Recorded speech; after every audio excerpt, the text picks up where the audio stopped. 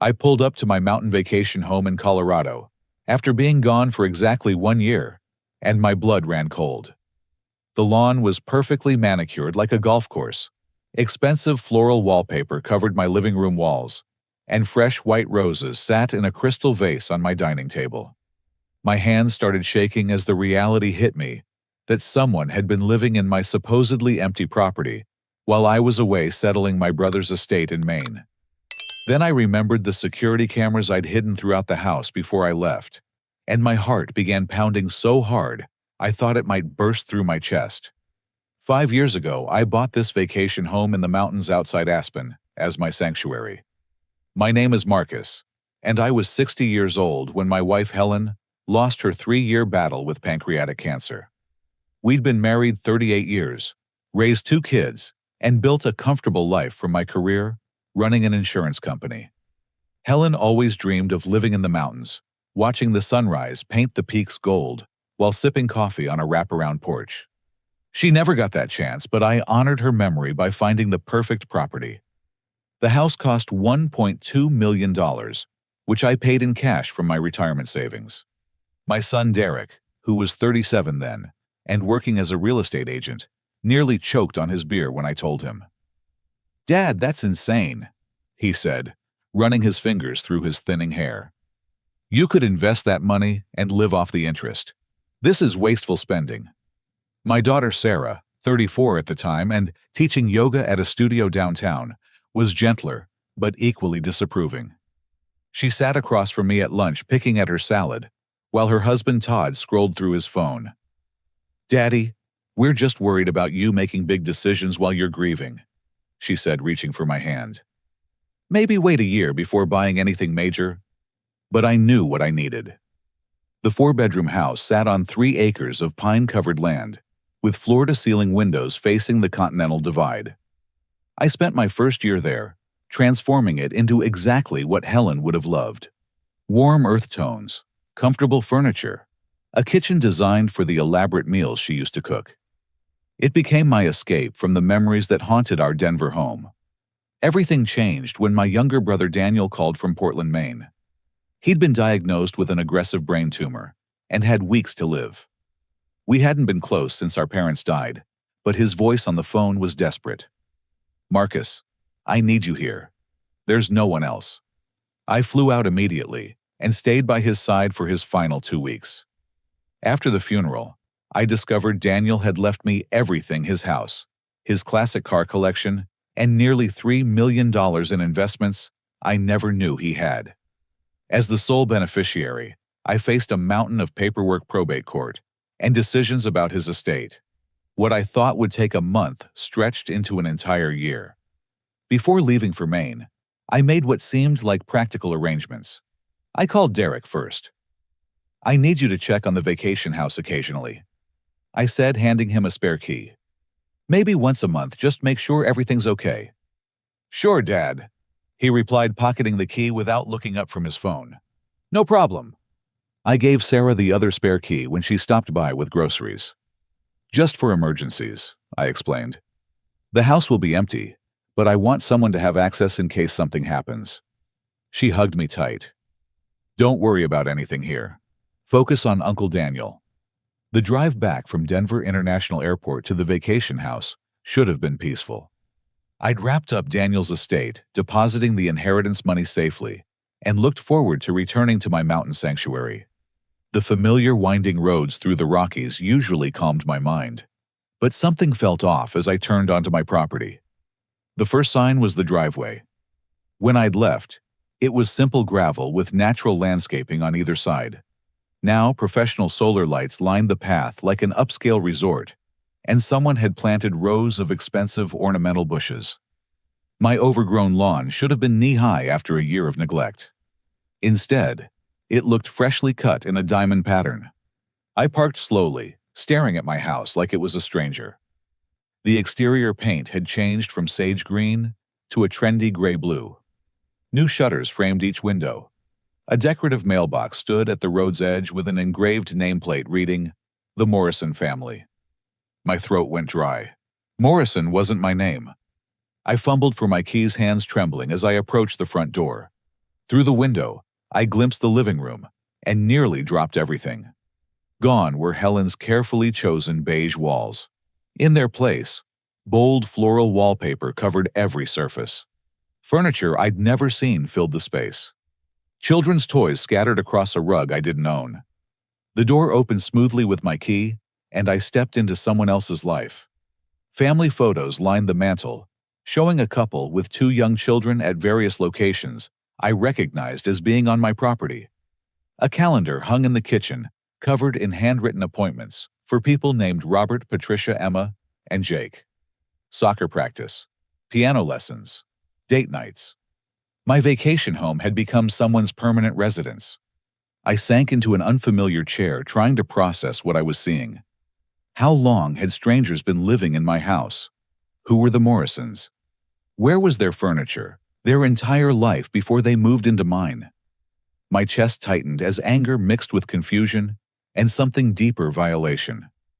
This was supposed to be my sanctuary, Helen's dream, and someone had stolen it. Then, I remembered the security system.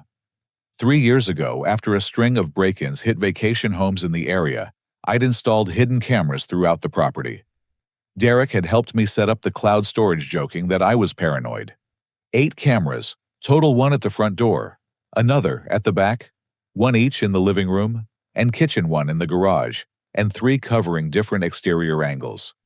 They were disguised as smoke detectors and outdoor light fixtures, invisible unless you knew where to look. My laptop was in the car, and I retrieved it with shaking hands. Whatever was on that footage would explain everything. As the system loaded, showing me 365 days of recorded video, I had no idea that what I was about to discover would shatter everything I believed about my family and change my life forever. I sat at the kitchen table that wasn't mine, surrounded by someone else's life, and opened my laptop. The security system's login screen appeared, and I typed my password with unsteady fingers. My mouth felt like sandpaper as the cloud storage loaded, displaying a timeline of recorded footage spanning exactly 1 year.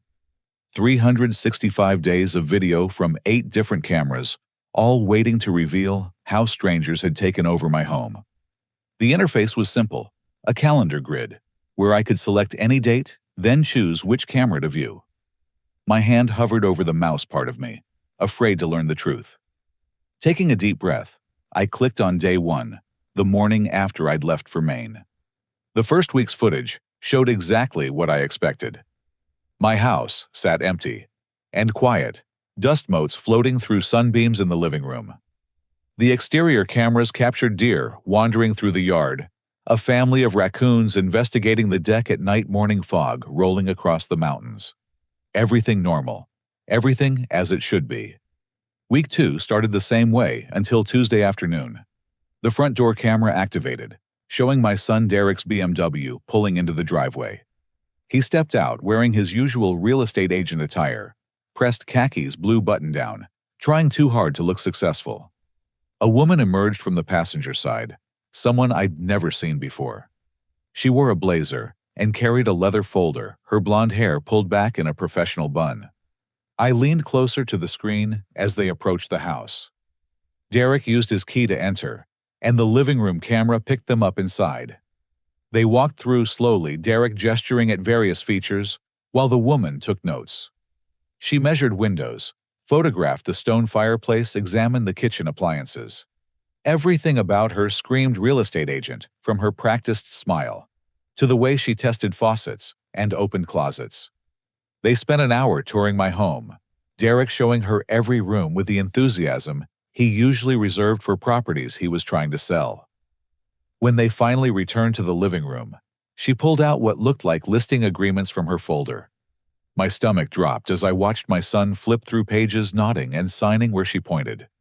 By week 3, everything accelerated. A Wednesday morning delivery truck appeared in the driveway, Rocky Mountain Moving Company, painted on its side. Derek was there to meet them, directing movers as they unloaded furniture. Not just any furniture, but an entire household's worth: leather sofas, a dining set for 8-bedroom suites, boxes labeled kitchen, master bath, kids' rooms. The woman from before arrived in a Tesla, now dressed more casually. The camera caught her company polo shirt clearly: Walsh Premier Realty, Jennifer Walsh, Senior Agent. She supervised the move-in with Derek, and at one point the living room camera captured him pulling out his wallet. He counted what appeared to be $100 bills into her hand, which she tucked into her purse with a satisfied smile. By week 4, the Morrison family arrived. The exterior camera showed a Honda Odyssey packed with suitcases and children's gear. Robert Morrison looked to be in his early 40s, walking with a slight limp as he helped his wife Patricia unload. Their daughter Emma, maybe 8 years old, ran circles around the car, while her younger brother Jake, around 5, clutched a stuffed dinosaur. They entered my home like they owned it.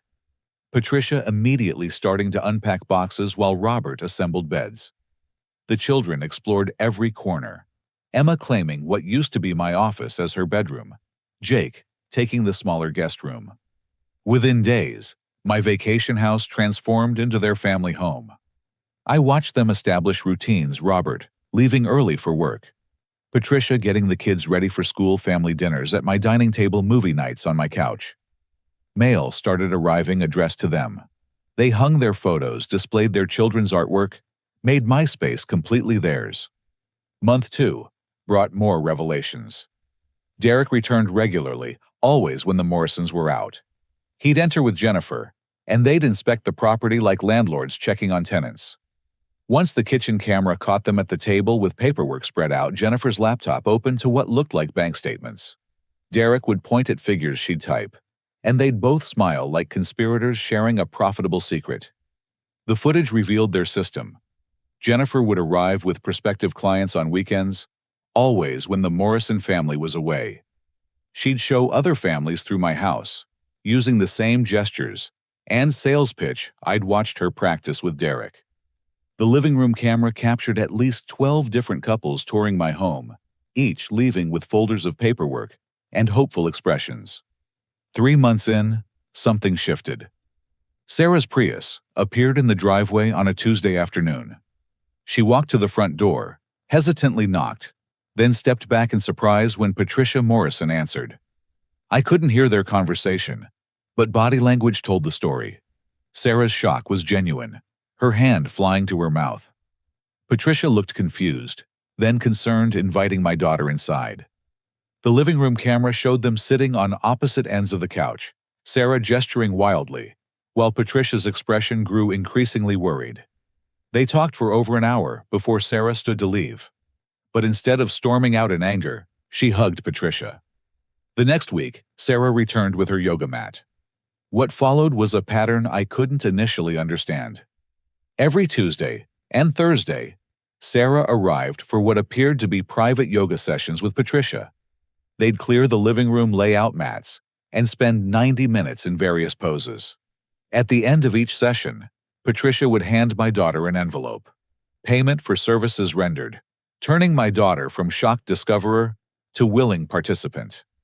By month 4, the security footage revealed the full scope of the deception. Derek had created an elaborate scam using his real estate connections and Jennifer's license to rent out my property. But as I studied the footage more carefully, matching dates with documents the Morrisons left visible on the kitchen counter, the truth was worse than simple rental fraud.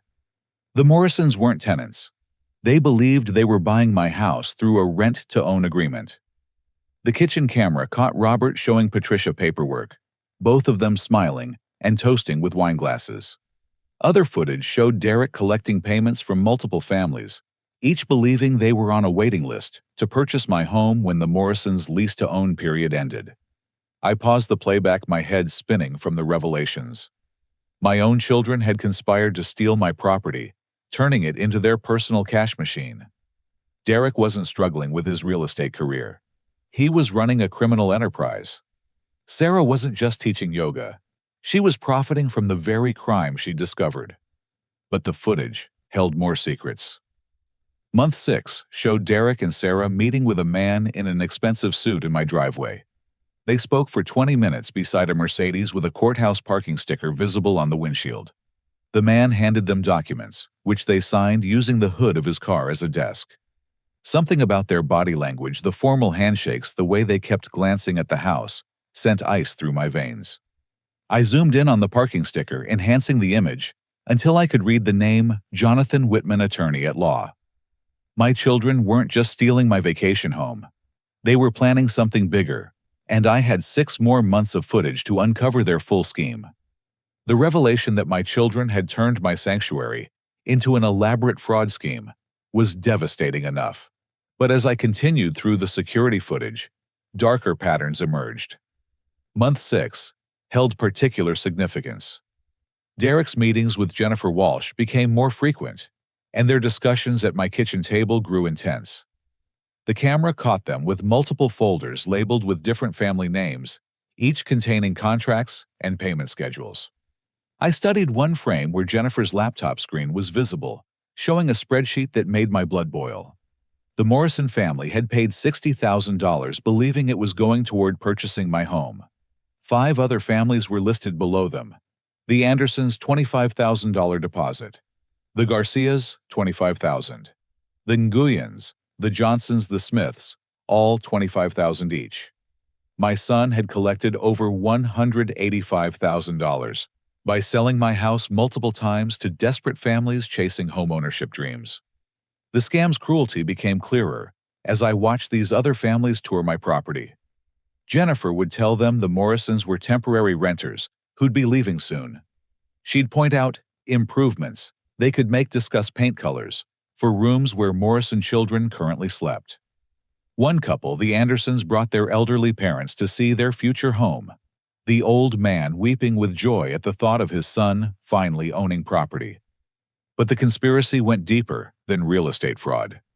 That meeting with attorney Jonathan Whitman haunted me, so I searched for more footage of him. Month 7 revealed the full horror. Derek and Sarah met Whitman at a coffee shop table on my deck, documents spread between them. The exterior camera caught Sarah crying while Derek rubbed her shoulder. Whitman appeared to be coaching them through something, pointing at specific paragraphs, having them practice responses. A week later, different footage showed why Sarah had been crying. Todd's Mercedes was being loaded onto a repo truck, while Sarah watched from their driveway. Their house, visible in the background when Derek visited, had a foreclosure notice taped to the door. My successful daughter, with her yoga studio and businessman husband, was broke, desperate enough to help steal from her own father. Month 8 brought the smoking gun. Derek arrived with a folder labeled Project Independence, which he accidentally left visible on the kitchen counter. The camera caught several pages when he spread them out, and I enhanced the images until I could read them. My hands trembled as fabricated medical documents filled my screen. A psychological evaluation claiming I showed signs of advancing dementia. A doctor's report documenting confusion and memory loss during appointments I'd never attended. Testimony from concerned neighbors about my erratic behavior and inability to manage finances. They were building a case to have me declared mentally incompetent. The footage from month 9 showed them recruiting witnesses.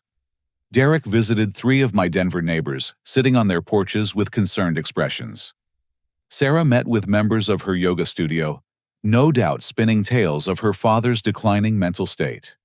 They were creating a paper trail of worried family members, trying to protect their elderly father from himself. Month 10 revealed financial motivations I hadn't imagined. Jennifer Walsh, who I'd assumed was just Derek's real estate partner, was actually his girlfriend. The cameras caught them in intimate moments when they thought they were alone in my house. But more telling were her 3 previous arrests for fraud, visible on documents she carelessly left on the coffee table. She wasn't just helping Derek, she was teaching him how to run more sophisticated scams. Todd's involvement became clear through parking lot footage.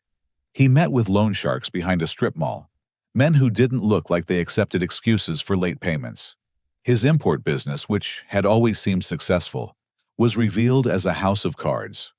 Sarah hadn't just married a businessman. She'd married a gambling addict whose debts were crushing them both. The Morrison family, meanwhile, lived their lives unaware of the storm building around them. Robert Morrison worked as a mechanic, leaving early each morning in his coveralls. The cameras caught him doing maintenance around my property on weekends, fixing a loose deckboard, cleaning gutters, treating my home with more care than I'd seen from my own children. Patricia homeschooled Emma, and Jake turning my living room into a classroom filled with books and art supplies. Month 11 accelerated the conspiracy. Whitman appeared more frequently, bringing additional lawyers and what looked like medical professionals. They'd stage meetings in my living room, practicing what appeared to be testimony. Derek would pretend to be emotional about his father's condition, while Sarah demonstrated her concerns about my ability to live independently. The most damning footage came from a late-night conversation between Derek and Jennifer. They sat on my deck under stars I used to watch with Helen, planning my future. "Once we have conservatorship," Jennifer said clearly enough for the camera to catch, "we'll have access to everything. The Denver house, the vacation property, all his investment accounts.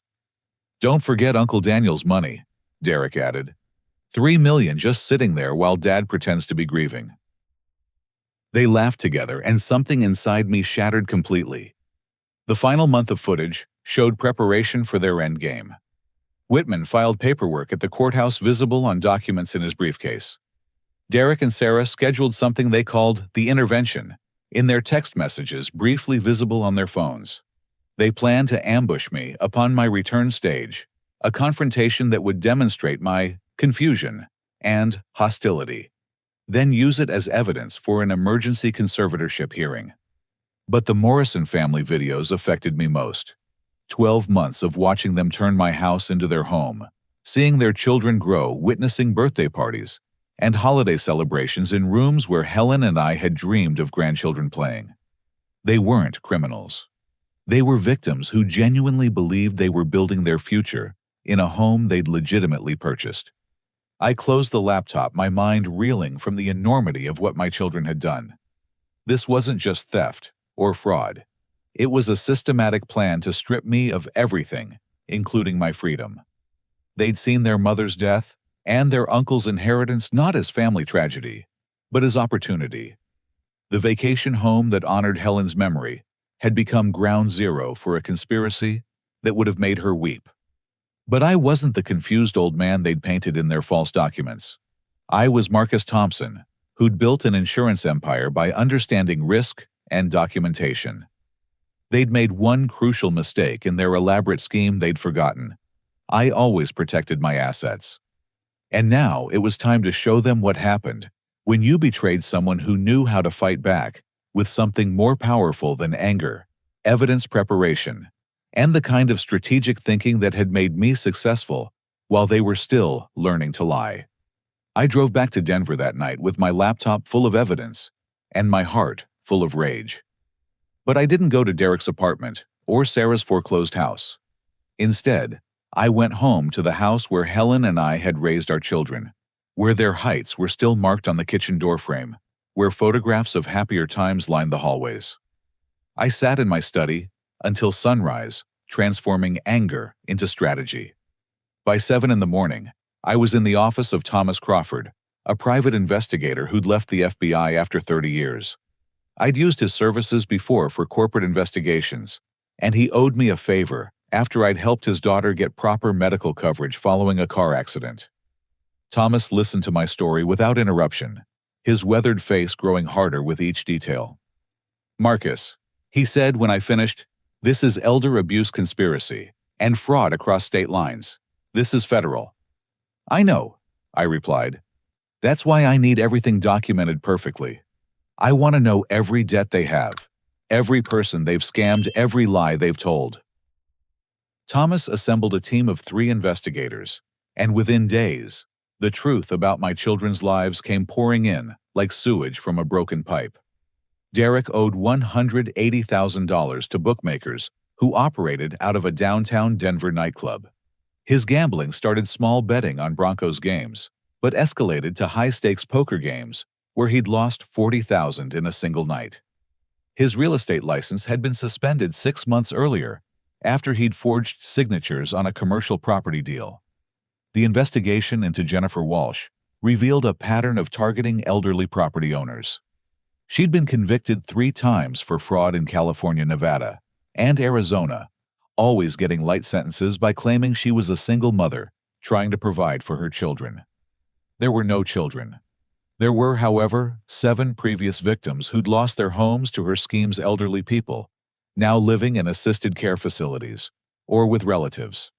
Sarah's situation proved equally damaging, but more pathetic. She'd been stealing from her yoga studio's charity fund, skimming donations meant for underprivileged children's classes. The amounts were small, $50 here, $100 there, but it added up to $12,000 over 2 years.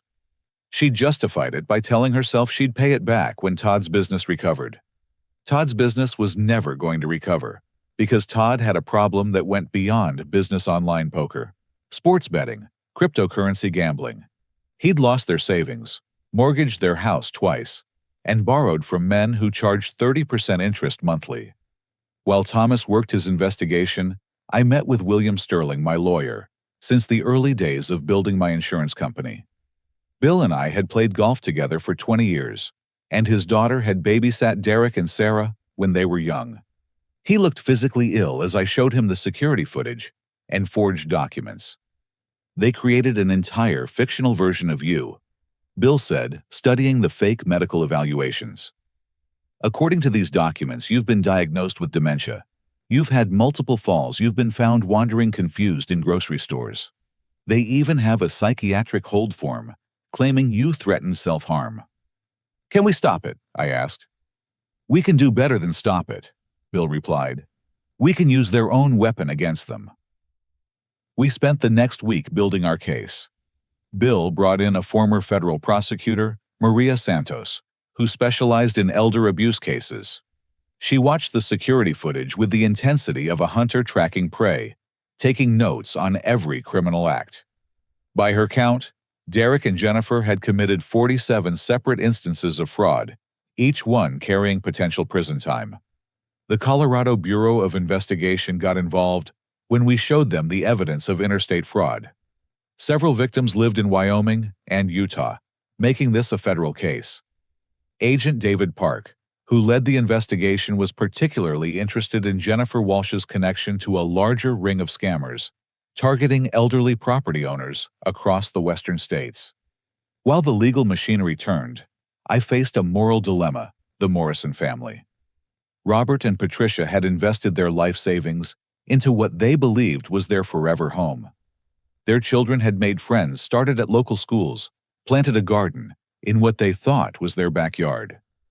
They were innocent victims who'd be destroyed when the truth came out. I drove back to the vacation house on a Thursday when I knew Robert would be at work and Patricia would be grocery shopping with the kids. Using my key, I entered and found their personal documents in a filing cabinet. Robert Morrison was a Navy veteran who'd lost partial use of his left leg in Afghanistan.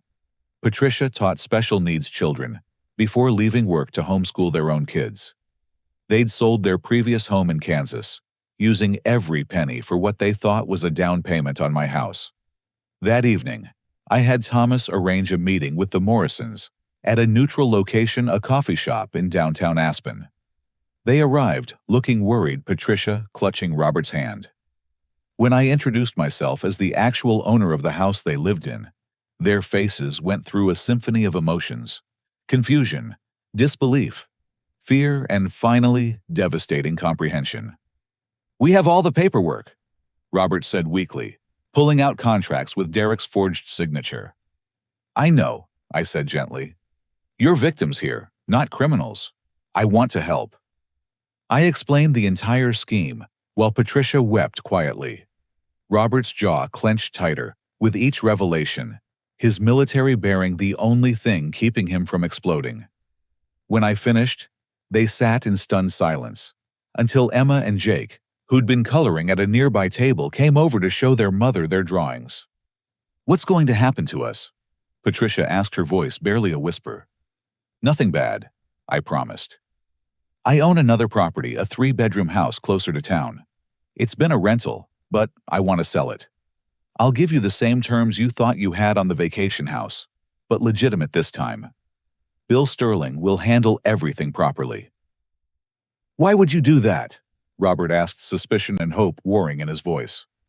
Because my son stole your dreams, and that's on my family. Because you've taken better care of my property than my own children would have. Because sometimes doing the right thing is the only way to sleep at night. Patricia broke down completely then, and even Robert's eyes grew wet. We spent another hour working out details, and I gave them my word they wouldn't be homeless when everything exploded. They agreed to testify about the fraud, providing crucial evidence from the victim's perspective. The trap was nearly set. Bill had filed our own competency evaluation with legitimate doctors who'd examined me and found me sharp as ever. Maria had prepared criminal charges that would be filed the moment Derek and Sarah made their move. Agent Park had federal warrants ready. Thomas had uncovered 3 more families Derek had scammed in similar schemes, all willing to testify. But the most damning evidence came from an unexpected source. Jennifer Walsh's previous partner in crime, Anthony Reeves, had been arrested in Phoenix and wanted to make a deal. He offered to testify about their entire operation, how they identified targets, forged documents, and moved money through shell companies. Jennifer had taught Derek everything, but she'd also kept recordings of their conversations as insurance. Anthony had copies. The competency hearing was scheduled for the following Monday. Whitman had somehow gotten Judge Harrison, known for rubber-stamping conservatorship cases, to preside. What they didn't know was that Harrison was already under federal investigation for taking bribes in similar cases. Agent Park assured me they'd be watching. Sunday night, I couldn't sleep. I walked through my Denver house looking at photos of Derek and Sarah as children. Derek in his Little League uniform, grinning gap-toothed after hitting his first home run. Sarah at her dance recital tutu, glittering under stage lights. Helen holding them both at Christmas, her face radiant with motherly love. When had those innocent children become people capable of destroying their father for money? I prepared carefully for Monday morning, choosing my appearance strategically. Instead of my usual pressed suits, I wore mismatched clothes, brown pants, blue shirt, different colored socks. I hadn't shaved in 3 days, and I deliberately mussed my gray hair. If they wanted to paint me as a confused old man, I'd give them what they expected to see. The plan was simple. Let them present their case. Let them think they were winning, then destroy them with the truth. But as I drove to the courthouse, I felt no satisfaction in the coming victory. My children had chosen greed over family lies, over love. Whatever happened in that courtroom, I'd already lost the son and daughter Helen and I had raised. But I'd be damned if I'd lose anything else to their betrayal. Monday morning arrived gray and drizzling, fitting weather for the death of a family. I parked outside the courthouse at exactly 8:45, giving myself time to observe the arrivals. Derek's BMW pulled up first, followed by Sarah's borrowed Honda Todd, having lost the Mercedes to creditors. They met on the courthouse steps, Derek adjusting his tie, while Sarah smoothed her black dress. They looked like concerned children, attending to a failing parent, an image carefully crafted for public consumption. Jennifer Walsh arrived separately in her Tesla, maintaining the pretense that she was just a professional witness. Jonathan Whitman emerged from a black Lexus, carrying a briefcase that contained the fictional life they'd created for me. They all entered together a conspiracy dressed in respectability. I waited another 10 minutes before shuffling toward the entrance, deliberately catching my foot on the first step. A passing lawyer steadied me, and I thanked him with intentional vagueness, letting my eyes unfocus slightly. Word would spread quickly. Marcus Thompson nearly fell on the courthouse steps, clearly struggling with basic mobility. Inside, I found the competency hearing scheduled for courtroom 3, Judge Harrison presiding. The hallway outside was surprisingly crowded. Agent Park sat reading a newspaper, 2 other federal agents flanking him. Thomas Crawford leaned against a wall, looking like any other tired citizen waiting for justice. Bill Sterling and Maria Santos were already inside with our surprise witnesses. But the most satisfying sight was the collection of Derek's victims. The Andersons sat holding hands, their elderly parents beside them. The Garcias had driven from Wyoming, still believing in American justice. The Nguyens, Johnsons, and Smiths formed a quiet group, all comparing paperwork they'd been told would make them homeowners. They didn't know yet that I'd arranged for every penny to be returned with interest.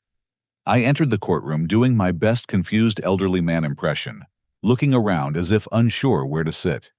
Derek immediately rose, playing the concerned son perfectly. "Dad, over here," he said loudly enough for everyone to hear. "We saved you a seat." The performance made me sick, but I shuffled over obediently. Sarah hugged me, whispering, "Don't worry, Daddy. We're going to get you the help you need." Her perfume couldn't mask the desperation underneath the smell of someone who'd lost everything except this final gamble. Judge Harrison entered, and I studied him carefully. Mid-60s expensive suit, Rolex barely visible under his robe. His vacation home in Vail had cost $2 million, according to Thomas's research, hard to afford on a judge's salary. The $50,000 bribe from Whitman was just the latest in a pattern of corruption spanning decades. Whitman stood, his voice dripping false concern.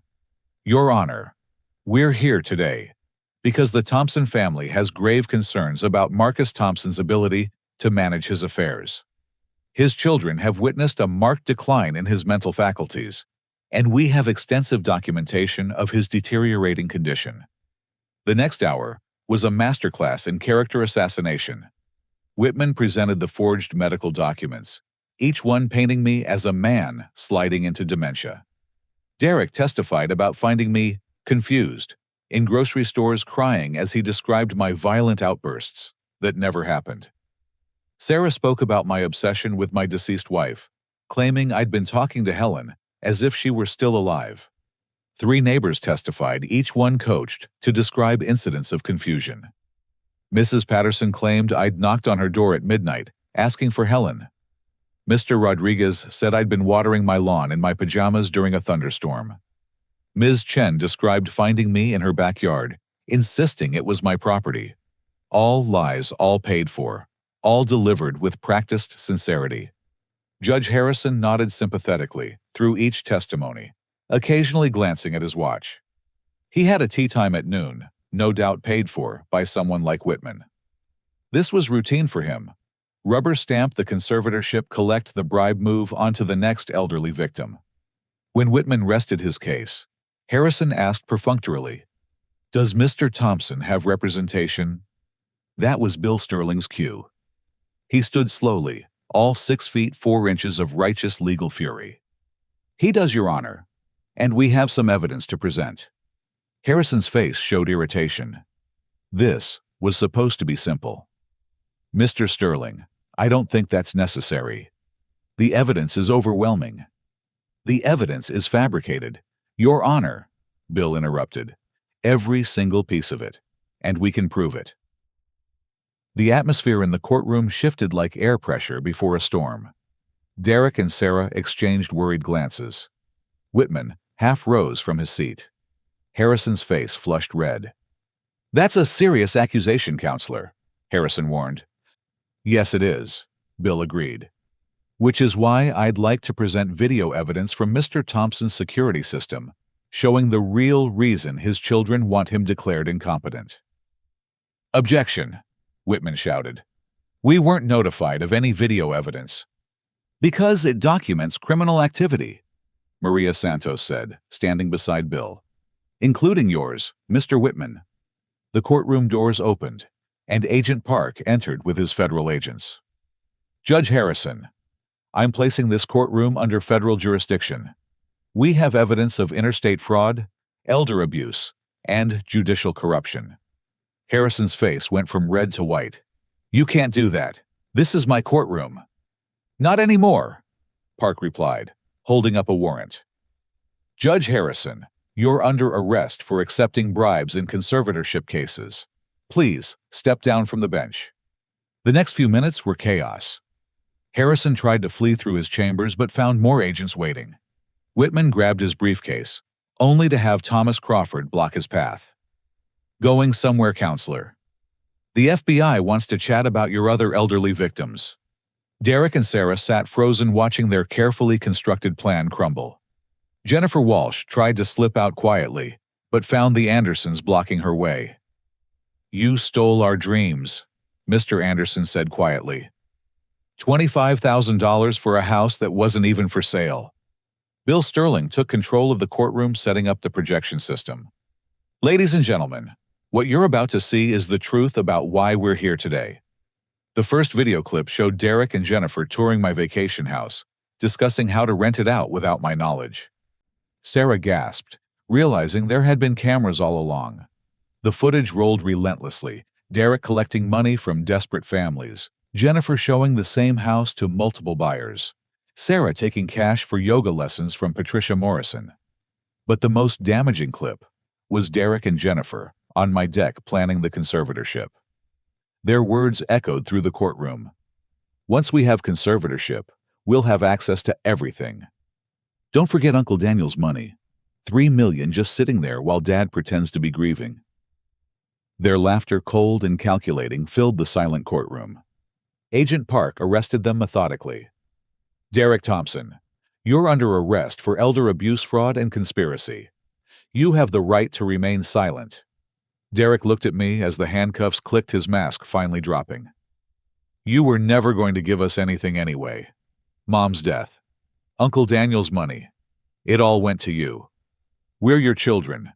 We deserved our share. You deserved love, I replied quietly, which I gave freely. Everything else had to be earned. Sarah broke down as they cuffed her, mascara streaming down her face. Daddy, please. I was desperate. Todd lost everything. We were going to be homeless. I didn't want to hurt you. But you did, I said. You chose to hurt me rather than ask for help. That's what breaks my heart. Jennifer Walsh got the worst of it. With her previous convictions, she faced 20 years minimum.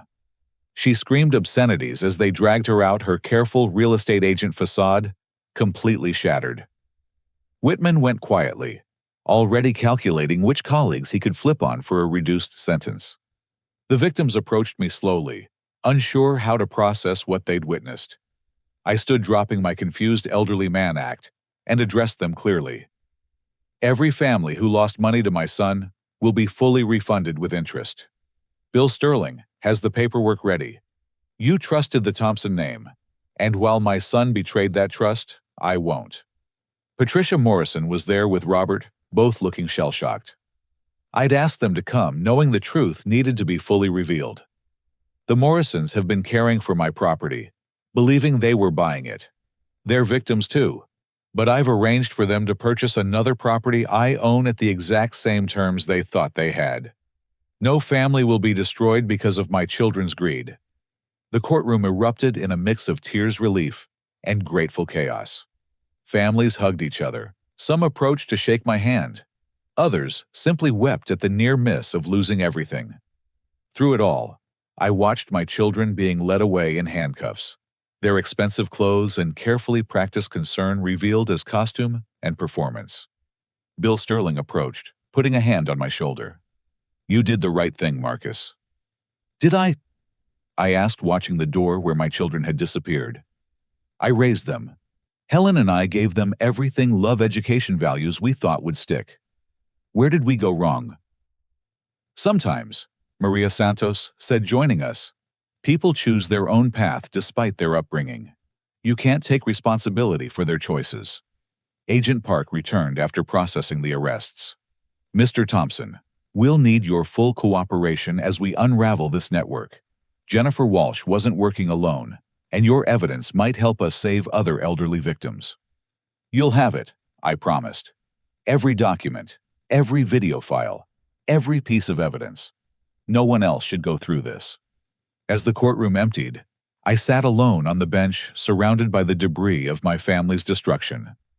The rain had stopped outside, weak sunlight filtering through tall windows.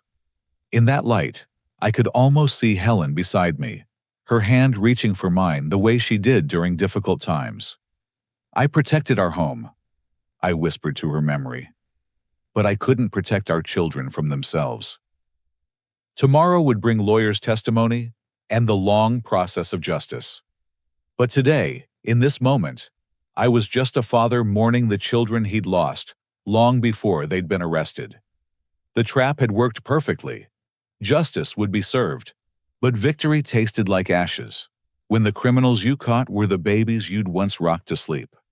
The federal courthouse in Denver became my second home over the following months. The case against my children and their co-conspirators had grown beyond a simple fraud scheme into a massive investigation of elderly financial abuse across 6 states. I testified countless times, each appearance draining another piece of my soul, as I detailed my children's betrayal to rooms full of strangers. The trial began in September with media coverage that turned my family's destruction into public entertainment. Real estate fraud ring targets elderly parents, read the Denver Post headline with a photo of Derek in handcuffs below.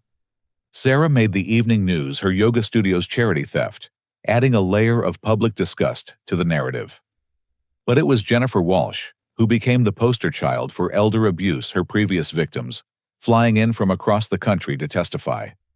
Maria Santos led the prosecution with surgical precision. She presented the security footage chronologically, building a narrative that left no room for reasonable doubt. The jury watched Derek transform from concerned son to calculating predator over 12 months of video. They saw Sarah discover the crime wrestle with conscience for exactly 1 hour, then choose profit over principles. Ladies and gentlemen, Maria told the jury, this isn't just about money. It's about the fundamental trust between parent and child, the expectation that those we love most won't prey on us when we're vulnerable. The defendants didn't just steal property. They attempted to steal Marcus Thompson's freedom, dignity, and future. Derek's defense attorney tried painting him as a desperate man driven to extremes by gambling addiction. They brought in experts to testify about the psychology of addiction, the pressure of living up to a successful father's expectations. Derek himself took the stand crying, as he described feeling overlooked after his mother's death, claiming I'd emotionally abandoned him for my grief. My father cared more about his vacation house than his living children, Derek testified. He spent $1.2 million on a monument to my dead mother, while I was struggling to keep my business alive. Under cross-examination, Maria destroyed him. Mr. Thompson, is it true you lost your real estate license for forging signatures before this scheme began? That was a misunderstanding. Yes or no? Yes. And is it true you owed $180,000 to illegal bookmakers? I had some debts. Debts you planned to pay with your father's money. Derek's facade cracked. He was going to waste it all anyway, sitting on millions while his children suffered. Your father wasn't sitting on millions when you started this scheme, Maria noted. Your uncle's inheritance came later. You didn't know about that money when you began stealing, did you? The silence was damning. Sarah's defense was different, but equally pathetic. Her attorney portrayed her as a battered wife, emotionally abused by Todd's gambling addiction, driven to desperation by circumstances beyond her control. Sarah wore conservative dresses to court her yoga instructor persona, replaced by the image of a broken suburban mother. I never meant for it to go so far, she sobbed on the stand. I found out what Derek was doing and confronted him. But then Patricia Morrison offered to pay me for yoga lessons, and I thought, what's the harm? They were already living there. I needed to feed my children. You don't have children, Maria pointed out coldly. I wanted children. Todd and I were trying, but the stress of our finances. So you stole from actual children. The charity fund at your yoga studio was meant for underprivileged youth, correct? Sarah's tears weren't fake anymore. I was going to pay it back. With what money? Your father's? The most explosive testimony came from Jennifer Walsh. Facing 20 years minimum, she decided to burn everyone else to reduce her sentence. She detailed the entire operation, how she'd identified Derek at a real estate conference, recognized his desperation, and connection to wealth groomed him as her latest mark. Derek Thompson was perfect. She testified orange jumpsuit replacing her designer suits. Gambling debts made him desperate, real estate knowledge made him useful, and his father's assets made him profitable. I've done this before, but never with such an eager student. Did Derek know about your previous schemes? the prosecutor asked. He Googled me on our third meeting. Found my arrests, confronted me about them. I thought he'd run, but instead he said, "Teach me everything." The revelation destroyed Derek's portrayal as a manipulated victim. But Jennifer wasn't done. She revealed recorded conversations from her phone audio files she'd kept as insurance. Derek's voice filled the courtroom, discussing plans that went far beyond the vacation house. "Once we have the old man locked up," Derek said in one recording, "we'll sell everything. The Denver house, the vacation property, liquidate his investments. I figure we can clear $10 million easy." "What about your sister?" Jennifer's voice asked. "Sarah's weak. She'll take whatever we give her and stay quiet. Maybe throw her $1 million to keep her happy." Sarah's gasp from the defendant's table was audible throughout the courtroom. The siblings who'd entered as co-conspirators now glared at each other with naked hatred, their united front shattered like glass.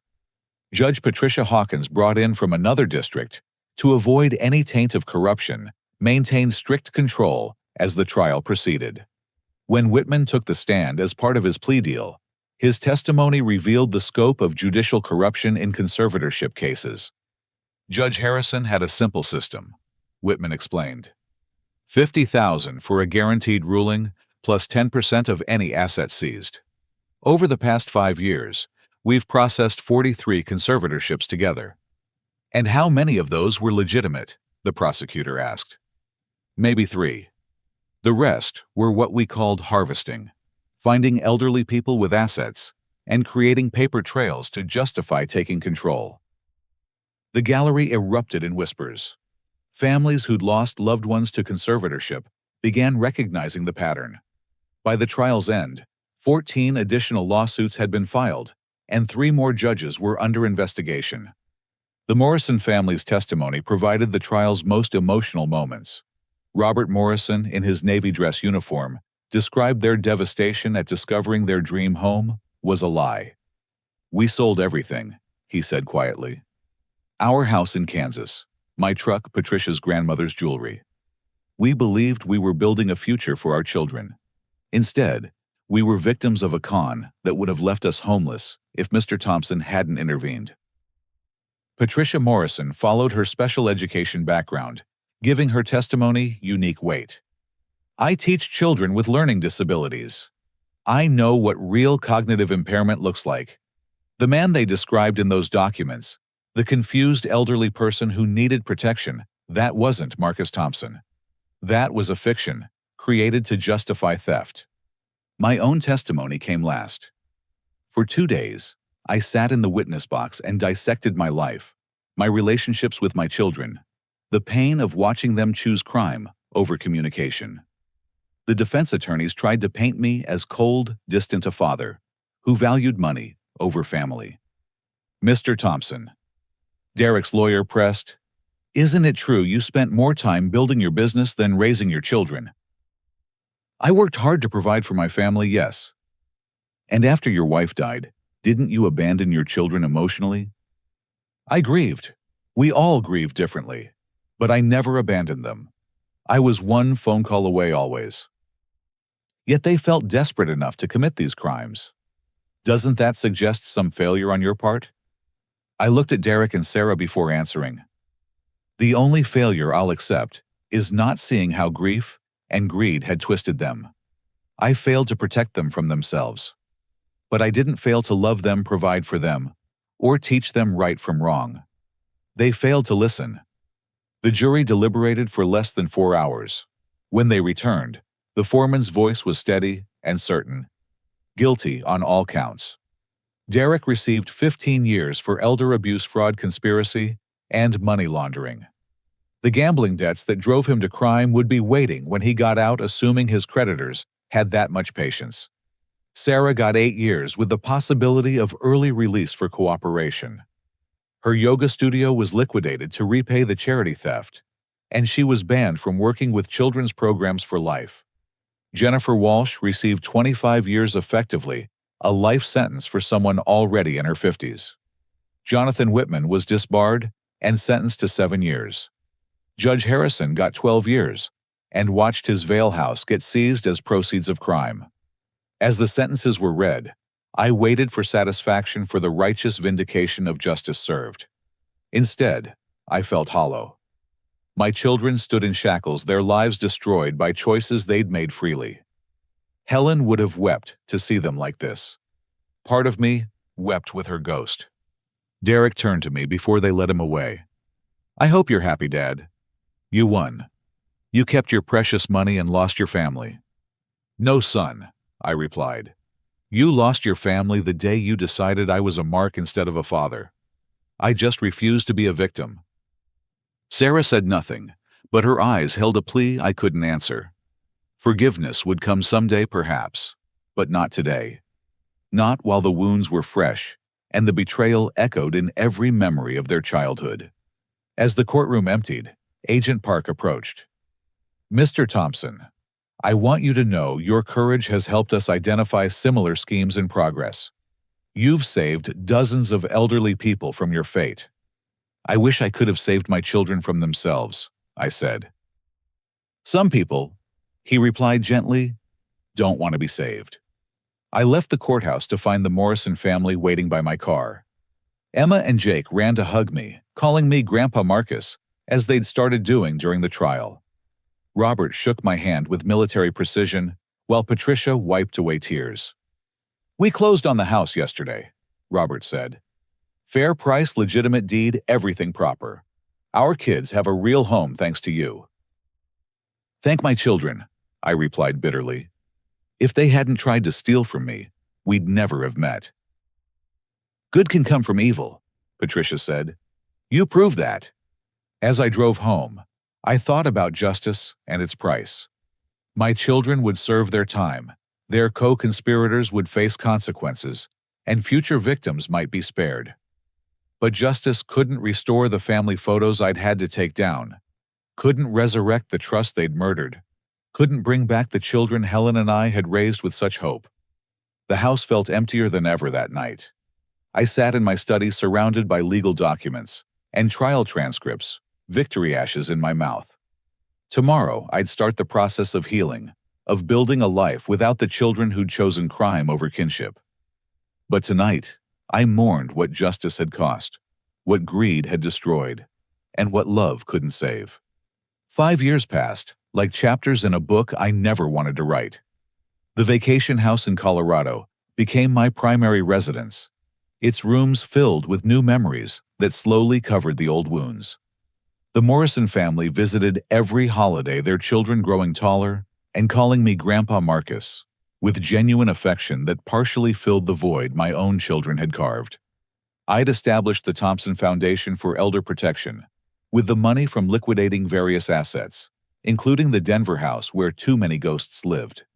We'd helped 347 families recover from financial elder abuse, provided free legal services to seniors facing conservatorship proceedings, and successfully lobbied for stricter laws protecting elderly property rights. The call from the Federal Correctional Institution came on a Tuesday morning in March. Derek had served 3 years of his sentence when the chaplain informed me he'd been hospitalized after an altercation with another inmate. The gambling debts hadn't waited for his release. They'd found him inside. I drove 6 hours to see him, my son, who'd aged 15 years and 3. The confident real estate agent was gone, replaced by a hollow-eyed man who'd learned about consequences in the hardest classroom. His left arm was in a cast. His face bore healing bruises, but his eyes showed something I hadn't seen since he was young: humility. "I didn't think you'd come," he said quietly. "You're still my son," I replied. Disappointment doesn't erase DNA. We sat in silence for long minutes before he spoke again. "I've been attending meetings. Gamblers Anonymous. The chaplain says addiction explains behaviors, but doesn't excuse them. I used my sickness to justify becoming a monster." "You weren't a monster," I said. "You were a man who made monstrous choices." "Same thing, isn't it?" "No, monsters can't change, men can." Derek broke down then, 3 years of prison walls crumbling with his composure. "I dream about Mom sometimes. She just looks at me with this expression, like she doesn't recognize who I became. I wake up trying to explain, but there's no explanation that matters. Helen would have forgiven you, I said. She had that gift I'm still learning. I'm getting out in 6 months. Good behavior, plus time served. I have nothing to go back to. Jennifer destroyed my life as much as I destroyed yours. Jennifer gave you tools. You chose to use them. I know. That's what makes it worse. I can't even blame someone else completely. He looked at his cast. The guys who did this said there's more coming if I don't pay. 180,000 plus 3 years of interest at their rates. I'll be running forever or dead within a year of release. I'd already investigated this possibility, knowing Derek's creditors weren't patient people. I've negotiated with your creditors through intermediaries. 70 cents on the dollar paid in full clean slate. It's done. Derek's shock was genuine. Why would you, after everything? Because you're my son. Because your mother would haunt me if I let you die over gambling debts. Because redemption requires opportunity, and everyone deserves one second chance. Just one. I don't deserve. Deserving isn't the point. Grace rarely is. We talked for the full visiting hour, the first honest conversation we'd had in years. Derek had been working in the prison library, discovering a love of books he'd never had time for while chasing quick money. He'd gotten his GED teaching certificate and was helping other inmates learn to read. I want to do something useful when I get out, he said. Not sales, not schemes. Something that helps people instead of taking from them. The foundation could use someone who understands how elderly marks get targeted, I offered. Someone who knows the psychology from inside the con. You'd trust me with that? Trust is earned in inches and lost in miles. You've got a lot of ground to cover, but the journey starts with a single step. 2 months later, Sarah's letter arrived. She'd been transferred to a minimum security facility and would be eligible for parole in a year.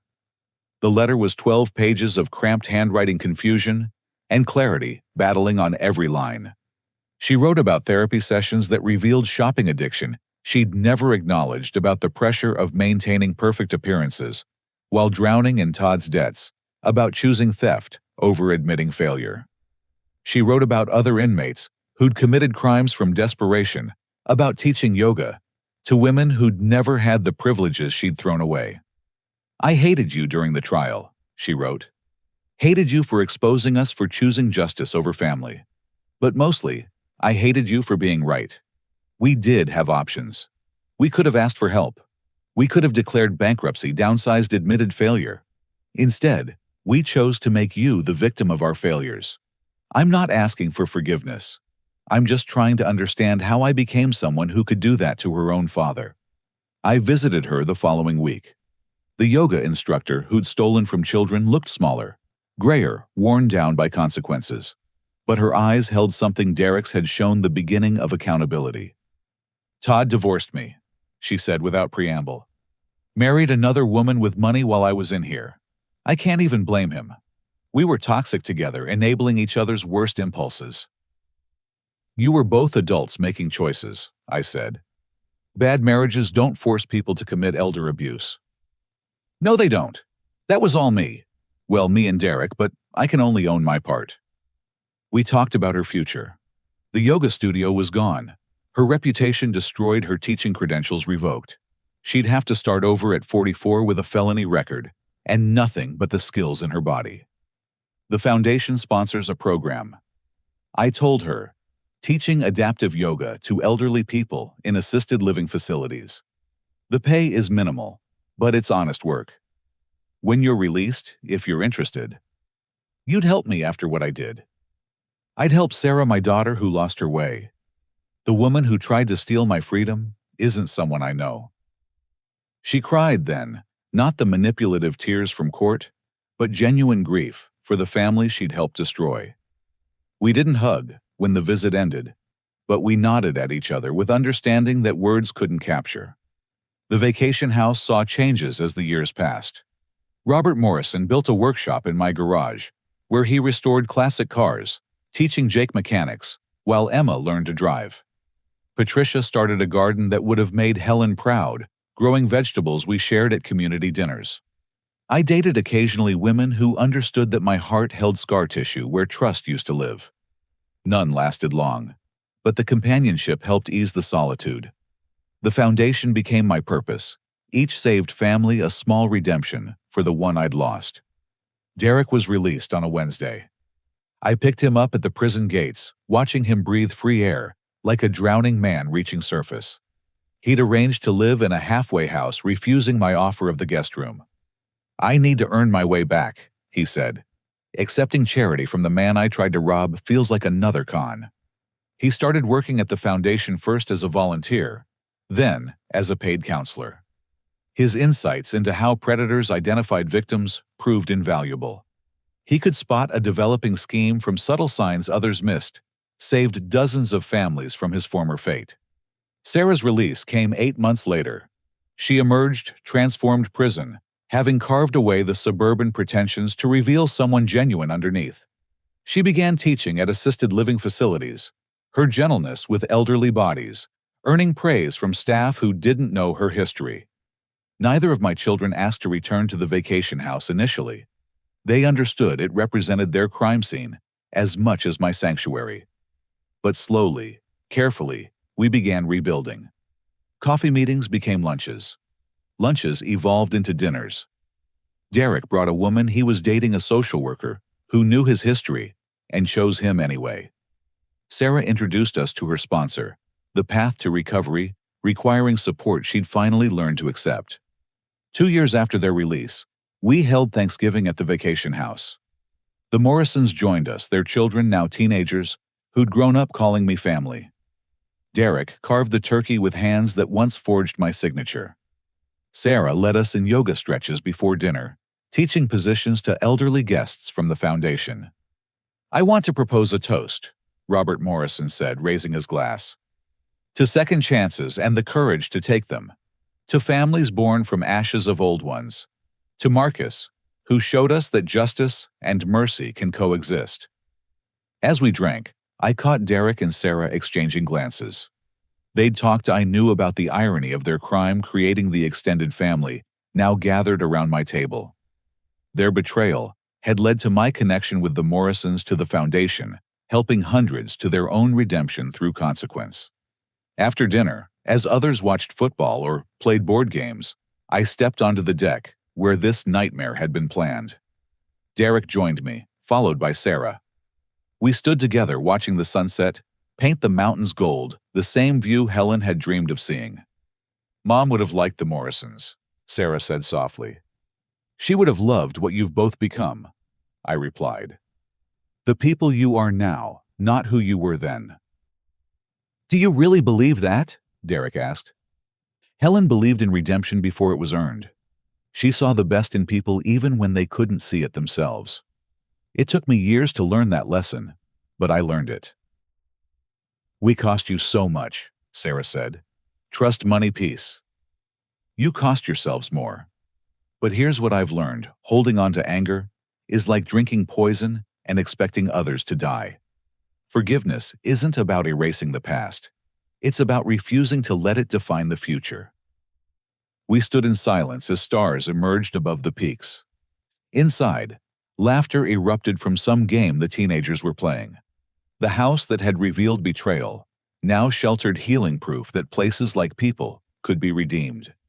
Later, as guests departed and dishes were cleaned, I found myself alone in the living room, where security cameras had once recorded conspiracy. The cameras were gone now, trust slowly replacing surveillance. On the mantel, new photos, mixed with old, the Morrisons at their house closing, Derek counseling at the foundation, Sarah teaching elderly students, Helen's portrait watching over it all. Life had taken everything I thought I knew about family and shattered it, then rebuilt something different, but no less meaningful. My children had chosen crime-faced justice and found redemption through consequence. The money they'd tried to steal now protected hundreds of elderly victims. The house they'd corrupted had become a place of healing. As I turned off the lights and headed to bed, I paused at Helen's photo. "They found their way back," I whispered. Not to who they were, but to who they could be. You always knew they would. In the darkness, I could almost hear her response. Love doesn't mean enabling Marcus. Sometimes the greatest love is letting people face their consequences and still being there when they're ready to change. The vacation home settled into mountain silence, no longer a crime scene, but a testament to the possibility of redemption. Tomorrow would bring new challenges at the foundation, new victims, to help new predators to stop. But tonight, I slept peacefully, knowing that justice without mercy is incomplete, that families can be rebuilt in unexpected ways, and that sometimes our greatest wounds become our greatest wisdom. To those listening to this story, I leave you with this question. Have you ever had to choose between justice and family, between enabling and accountability? How do we love people without becoming victims of their choices? If this story touched you, please take a moment to share it with someone who might need to hear that redemption is possible, that families can heal, and that sometimes the hardest choice is also the most loving. Like and subscribe if you believe in second chances, and comment with your own experiences of forgiveness and growth. Thank you for joining me on this journey from betrayal to redemption. May you find the wisdom to know when to stand firm and when to extend grace. And may your families, biological or chosen, be built on trust rather than transaction. Remember, we all make choices, but our choices don't have to make us. Not forever. Not if we're willing to do the hard work of change. Until next time, this is Marcus Thompson reminding you that the best revenge isn't destruction. It's rebuilding something better from the ruins. Stay strong. Protect your assets, but never forget to protect your capacity for forgiveness. It might just save more than your money. It might save your family.